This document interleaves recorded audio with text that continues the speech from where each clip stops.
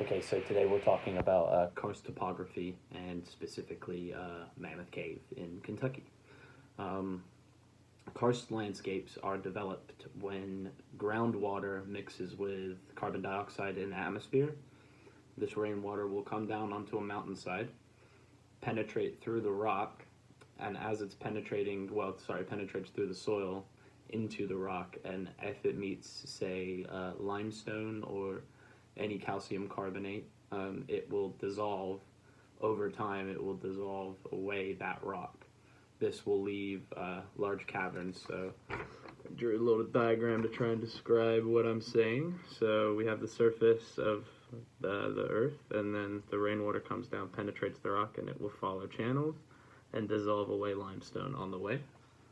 This will then create caves or caverns with which will fill with this rainwater. The rainwater will stay in there, and it will, maintain the pressure inside of the cave, and eventually the rainwater will find a way out of that cave. Like, it will keep following gravity. And sinkholes on the surface will be created because the roofs of these caverns will start to fall away. Over time, they will become weaker, and the rainwater will keep running, and it will weaken all of the rock around it. Referring to the rock types specifically being calcium carbonate rocks that are eroding away and dissolving away with this acidic rainwater. Now, specifically with Mammoth Cave, the rock beds were created around 300 million years or 400 million years ago. This was around the Mississippian period. The actual caves did not start forming until about 10 to 15 million years ago. Basically, streams and rivers were running around that area. We saw the Green River that was running, and this flows over, which the water then seeped into the soil and penetrated into the rock, creating the caves over time. As I said, it took about 10 to 15 million years.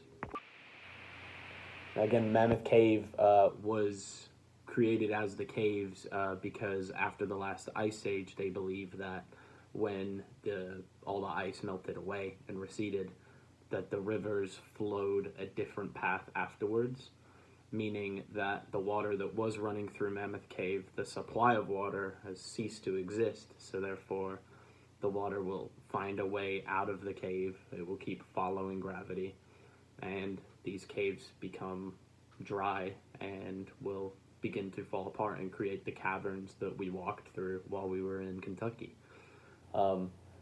This being said, the actual cave system is still being created to this day because the Green River in parts continues to run through some of the cave system, and also the groundwater and the water table is yet to go low enough to really account for the lower levels of the caves. So that's what makes Mammoth Cave so interesting, is the fact that it is still filled in some areas, so we don't actually know how far it expands into the landscape.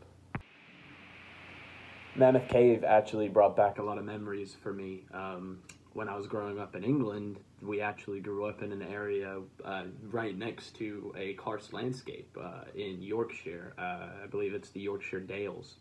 And it's literally an area, it's just an area of karst landscape that spans for about 40 miles, and it is just sinkholes upon sinkholes. So that was interesting. And then also, one of my first memories of me having an interest in geology was in France. We were in the south part of France, and we went to the Grand Course, which is just, again, it's like calling it Mammoth Cave. It's just this massive cave system in the south part of France.